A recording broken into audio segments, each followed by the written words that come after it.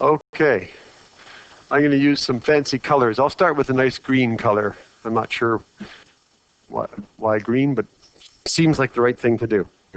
So here's what we're going to do. We're going to try to draw a cell membrane. So if you want to write a title on here, some of you are big title people.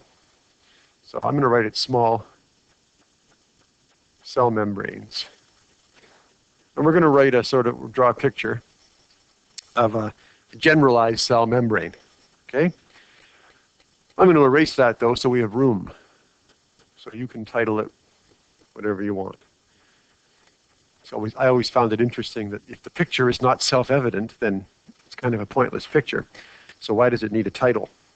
This is a picture of a membrane. Well, couldn't you tell that by looking at it? But that's how we do things. Thinner lines, maybe for more detail. Okay, so what we're going to do is we're going to start by drawing.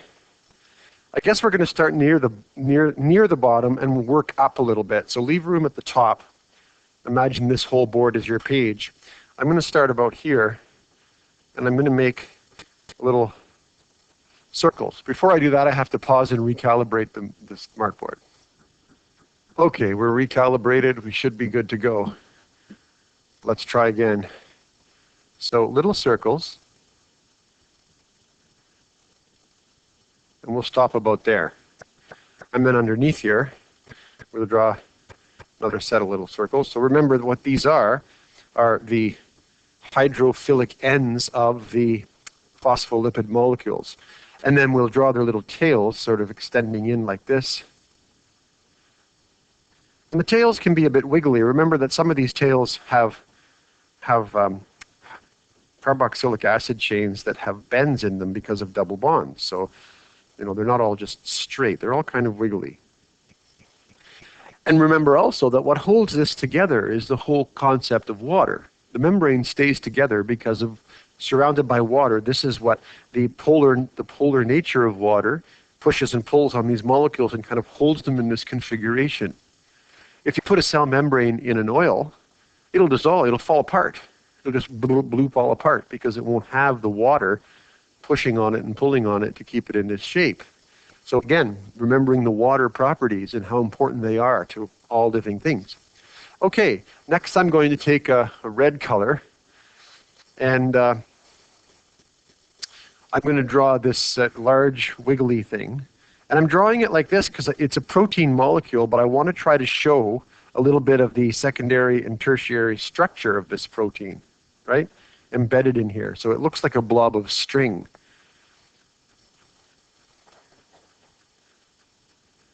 Then on the other side, I'll go back to my green and continue drawing some membrane across the top, like this. Some squiggly lines, and across the bottom. I'm going to go further on top, though, because we're going to put a couple of things in here. Squiggly lines all the way down.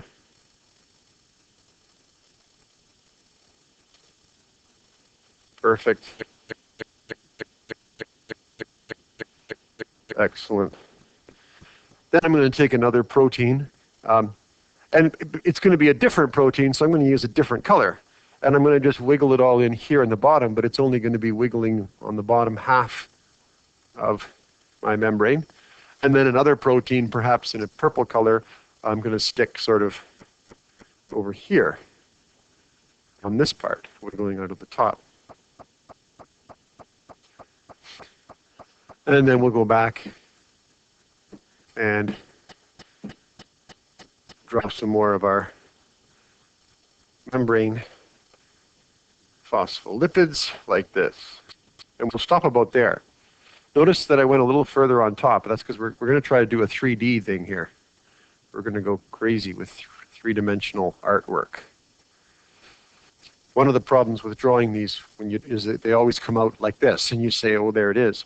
But it's not just a line, it's like a sheet. It's a membrane that surrounds the entire cell. So now what we're going to do is we're going to try to do some 3D here. And we're going to draw on top the molecules of phospholipids sort of going back like this.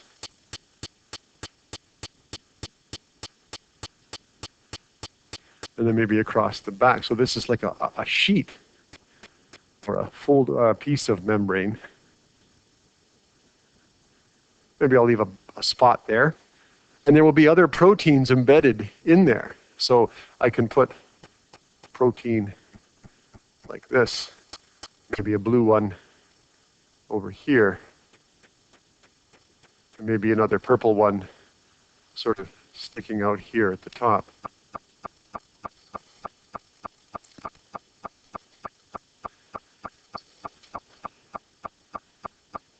Okay. Looking good so far. We're not putting any little tails here because if this is the top sheet, all you would see is the heads, right? The tails are sort of underneath going down behind into the board. So there's no little tails on those guys. The other thing we're going to do before we fill in the rest of the green heads to fill this all up is we're going to add some other molecules, which I'll use, I guess I'll use black for, and they'll stand out a little bit.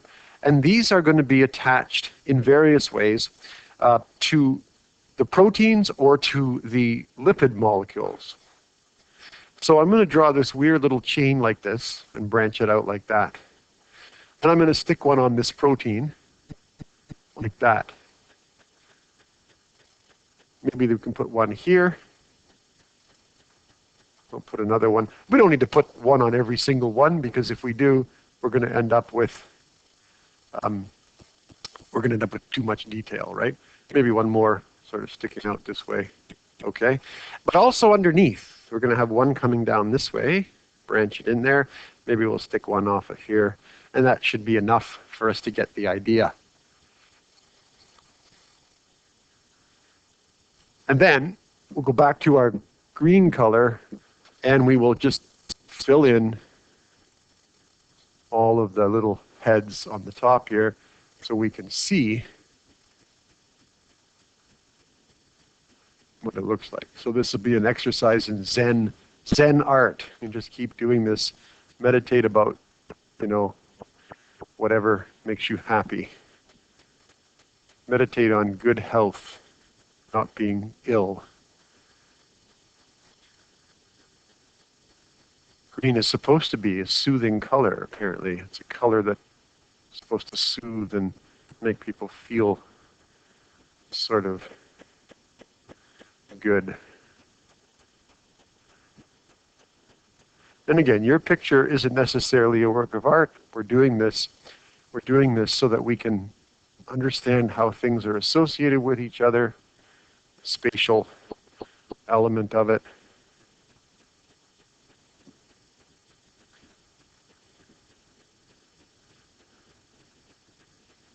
Kind of cheating here, but there we go.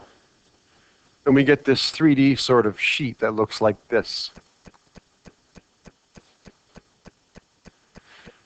And then there's going to be one more thing I'm going to add, and I'm going to use a bright yellow because it's all I've got left. And I'm going to put some little blobs sort of in the membrane here, in amongst the tails, kind of dissolved in the membrane.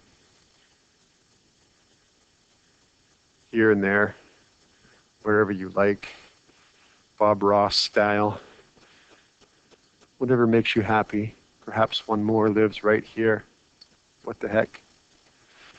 And there's our sort of model of our cell membrane. So I'm going to pause for a minute while you guys catch up with the drawing.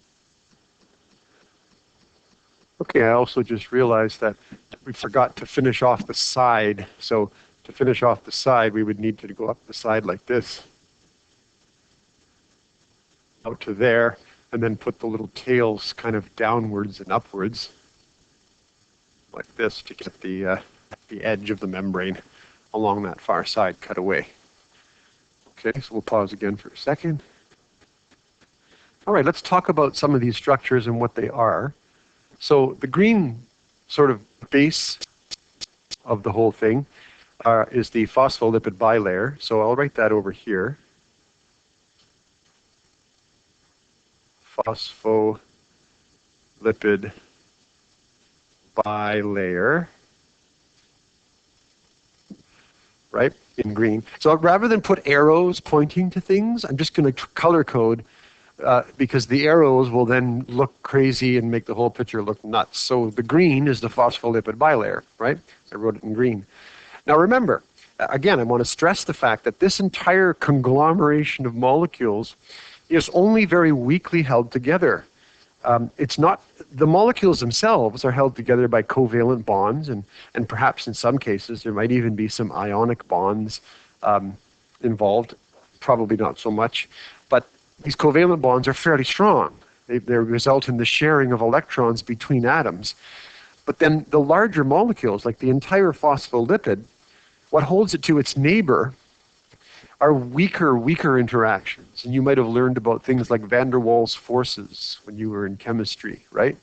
And these, of course, are caused by the imbalance of electrons as they sort of wiggle around and are attracted to more electronegative elements. So we talked about oxygen doing this to water and creating this polar nature.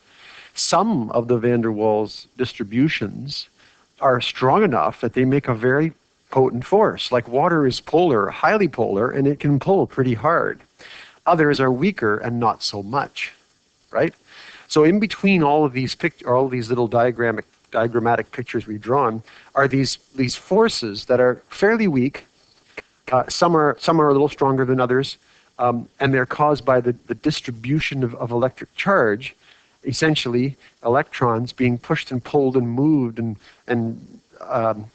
the concept of Vesper theory, where the electrons try to repel each other. All of these things make for action and motion in a soup of molecules. And that action and motion is what's holding this membrane together. And as I said before, you put this in some oil, and it'll just kind of slowly fall apart. So water is the critical thing for this to happen, which is why when we're looking at exoplanets for life, the first thing we look for is there any water? Because as far as we've learned, water seems to be crucial for life. And it's not because things get thirsty, it's because water is necessary to create the conditions for the formation of these structures, right? Now it's possible there could be another polar molecule that could function in the same way, and maybe we'll find life, I don't know, in a vat of ammonia or something, or a sea of ammonia on a distant planet. But looking for water is one of the reasons, one of the things we do, because we know that on Earth, at least, water is absolutely critical for life to exist. Okay, so there's the phospholipid bilayer. It's fluid, okay? These things that I've drawn, these red and blue and things, these blobs of proteins, these things can move in the membrane. They can blobble along and sort of wiggle their way through. It's almost like living in a crowd at a big giant concert, a big mosh pit, if you will. And all these little green heads are people, but these big red things can sort of move their way through the crowd and migrate around. That's why we call it the fluid mosaic molecule, because it can move and twist and things can slide through it. It's fluid. These molecules can part just like a crowd and allow things to move around, change their places, and all kinds of stuff like that. So it's not just a rigid structure. It's not like a piece of saran wrap at all, like a total sealing rigid thing. That also means that some molecules can wiggle their way right down through the membrane from the outside of the cell into the cell, and vice versa. We'll get to that a little bit later. Okay, the next thing we'll talk about are these blobs, which are proteins. The red blobs I've drawn in red are what we call these are what we call integral proteins. Oh, and let me get a smaller pen here. That's too blobby. Integral proteins typically cross the entire membrane. Integral means fully inside. And they go from the top to the bottom. So you can see the one here that I've drawn near the label. It goes all the way through the membrane. The purple and the blue, I'll just label the purple one sort of over here. These are typically called peripheral. I'm writing small, I hope you can see it. Peripheral proteins. And they basically just are either on the top or the bottom only. They don't extend all the way through the membrane. Now, these proteins, especially the integral ones, are critically important as passageways in and out of the cell, because we talked already about how their complex quaternary structure basically makes them look like a giant ball of string, a big knot. But molecules that are moving and swimming around the outside of the cell or the inside in the extracellular matrix, right? Or inside the cytoplasm, these molecules can come closer to the protein. They can even sort of lightly bond with it, and they can change the shape of the protein, cause it to bend and twist because of the effects of the electrons repelling and all that chemistry, right? And when it changes the shape, it can cause little tunnels to open up inside this ball of string protein, and these tunnels can be passageways for things to move in and out of the cell. So the integral proteins function primarily as gateways, doorways in and out of the cell. And we're going to look at more detail about how that works shortly. The peripheral proteins, because they don't go all the way through, they're not much good as gateways. It's a doorway that only goes halfway through isn't much use. But of course, they have a much, a very important sort of function as well. And that is they serve as ways to identify the cell so that the pattern of proteins can be read by other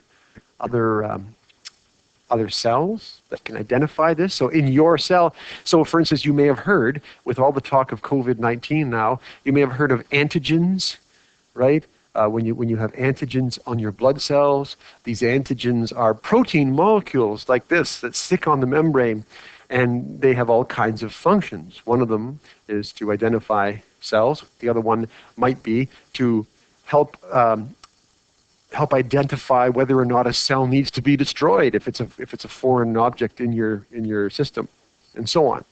And then we have these black things that are attached to the proteins and to the phospholipids in various ways. And what they are just basically carbohydrate molecules of different kinds. And they're attached, when they're attached to a protein, like this one down here, it's called a glycoprotein, the entire complex. Glyco stands for the carbohydrate little chain of C's and H's and things and O's. Glycoprotein.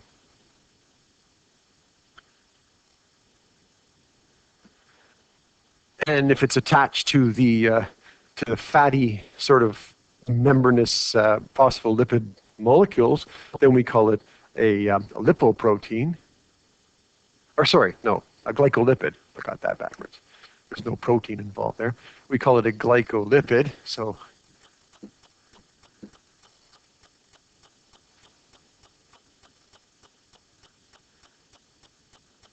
glycolipid refers to the entire complex, both the black chain and the green phospholipids sort of attached to it.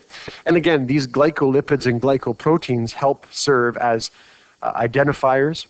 They are places that can activate things or make things happen.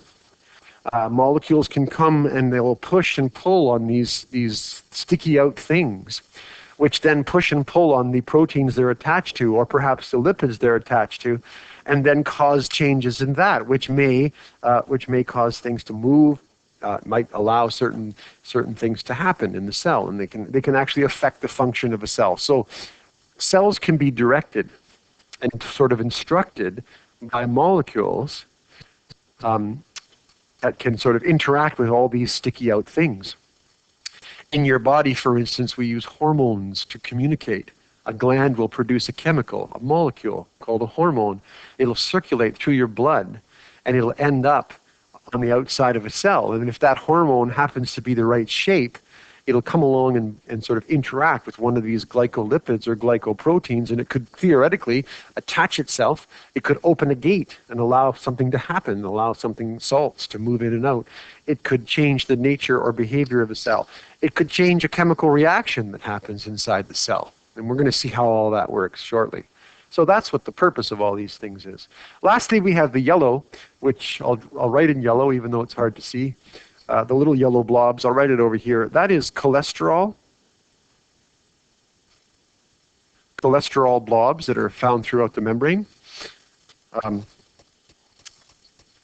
these cholesterol blobs are basically, they serve almost like a lubricant. They allow the molecules to be fluid, and they help to maintain the fluidity of the entire membrane, which allows for, motion. It allows the membrane to easily come apart and rejoin, like when cells are ingesting things in phagocytosis, where they wrap around a piece of something they want to digest, and the membrane pinches off and forms a vacuole. Remember we talked about that? Well, that's part of the reason why this fluid model explains that. So there's our membrane. And so what we're going to do now is we're going to just kind of pause or stop this video, and we'll do a second video where we'll begin to talk about some of the protein gates, which are critically important for what we want to do coming up next. Question? Here again. Now that we've taken the time to draw this, let's just look at another picture. This is a picture from Wikipedia, and you can see it's got a lot of the same sort of things that we talked about. It does have a few extras that we didn't show.